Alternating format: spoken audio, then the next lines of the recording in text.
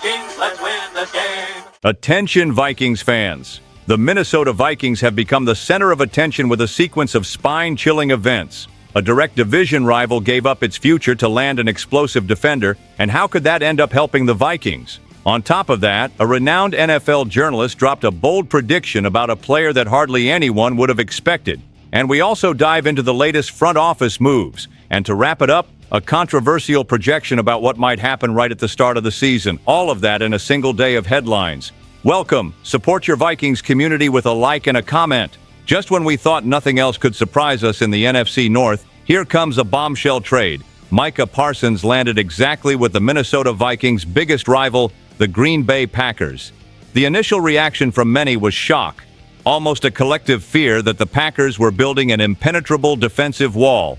After all, we're talking about one of the most explosive and dominant players in the entire NFL.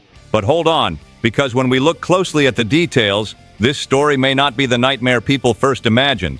First point, the cost. Green Bay handed over 2 first-round picks, plus Kenny Clark, and also committed to a $188 million contract. That's a truckload of resources, and let's be real, nothing in the NFL comes free. Everything has consequences. The Packers strengthened their pass rush but opened a massive hole in their defensive line by giving up Clark, who for years terrorized the Vikings. Who doesn't remember the games where he destroyed the interior of our offensive line? Well, that ghost is gone. The tackle duo of Christian Darrisaw and Brian O'Neill ranking among the best in the league, the picture looks very different. Parsons will still be a monster, but he doesn't play alone. Another detail, Jordan Love. The Packers quarterback has yet to prove he's the guy who can carry the team in decisive moments. By mortgaging their draft future and salary cap flexibility, Green Bay just dumped massive pressure on Love.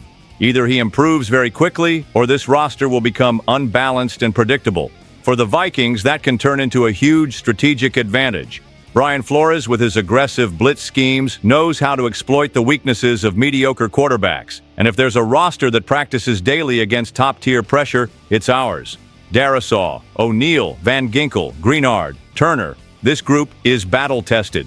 The fan base split reactions. Some panicked at the thought of Parsons terrorizing McCarthy twice a year. Others, more confident, reminded everyone that Minnesota has reloaded to face any challenge. And in the end, the Packers were the ones who sold their soul in this deal. And I ask you, who really came out stronger? Because if you look closely, it seems the rival may have chained themselves to their own mistake. And that wasn't even the most surprising part of the day. Now imagine hearing from one of the most respected football journalists that the future of the Vikings might rest in the hands of a kid born in 2003. Sounds like a movie script, right? But that's exactly what Seth Wickersham, a renowned author and deep NFL insider, declared when asked which young quarterback he would pick to win multiple Super Bowls, and his answer was direct, almost unbelievable. J.J. McCarthy. Yes, our rookie. The kid who hasn't thrown a single official pass in the NFL is already being placed on an extremely rare pedestal. But it's not just about raw talent. What gives this statement so much weight is the context. Kevin O'Connell. According to Wickersham, the way O'Connell understands the quarterback position is a massive difference maker. He doesn't just look at the highlights, the 50-yard throws, or the instant flashes of brilliance. He values consistency, composure, and executing the simple things under extreme pressure. That's what he learned from studying Brady, Montana, Elway. He realized winning isn't about magic. It's about repeating the obvious at the highest level while the world crumbles around you. And if there's anyone who can mold McCarthy into that, it's O'Connell.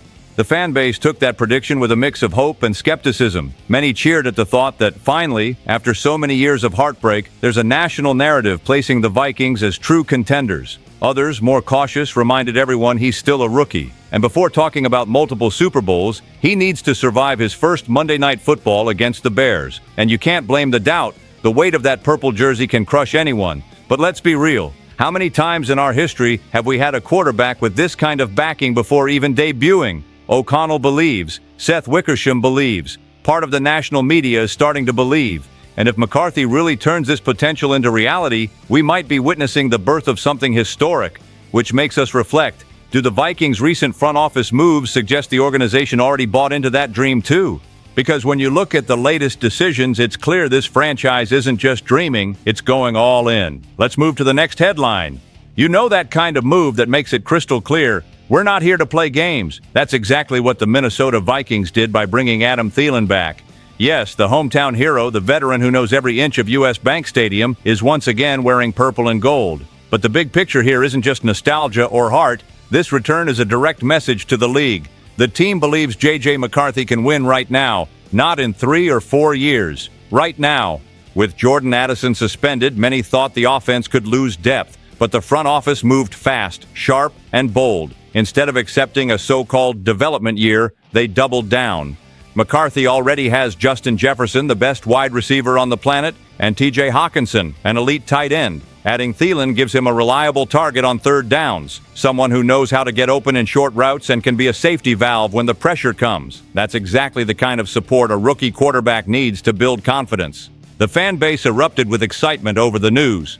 Many remembered Thielen's clutch moments in the final minutes of games, that cold-blooded reliability that saved the team countless times. Others, of course, questioned if he still has enough left in the tank to keep up with Jefferson and Addison's speed. But when you look at the numbers, the answer is obvious. More than 100 catches in 2023 and over 60 yards per game in 2024. That's not luck, that's consistency. Strategically, this move carries massive weight. The Lions lost key decision makers. The Packers mortgaged their future on Parsons.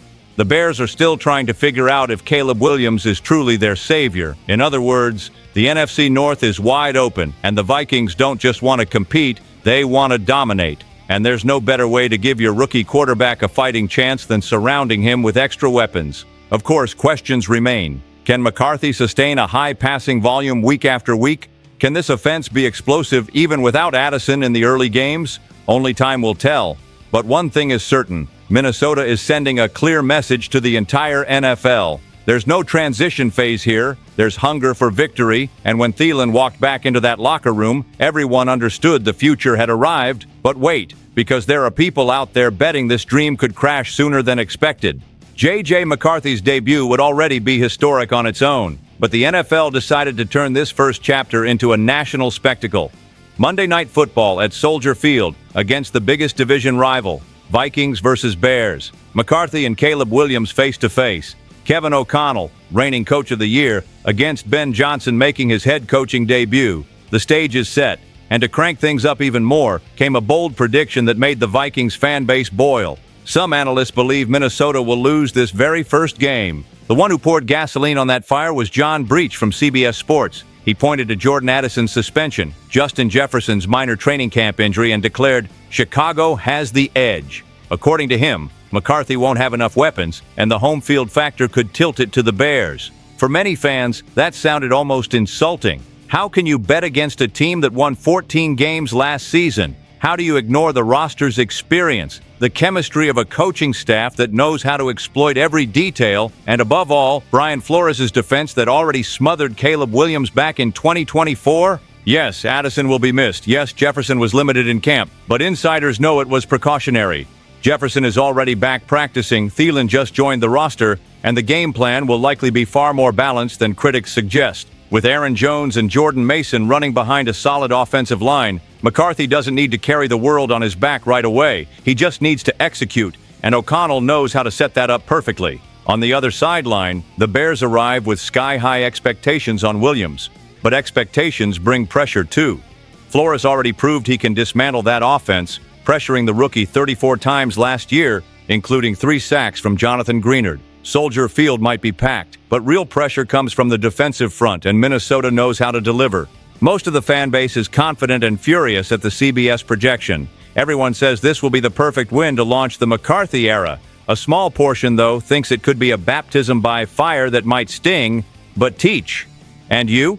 Do you believe the season's destiny can really be written on the very first snap? Because one thing is certain, this matchup will leave a mark. Vikings fans, what we saw today was the perfect snapshot of the moment this team is living. A rival spending everything to try and stop us, the media projecting a Super Bowl future for McCarthy, the front office showing guts by bringing reinforcements, and critics already doubting us in Week 1 against the Bears. The best part? Watching them eat their words after a Vikings win.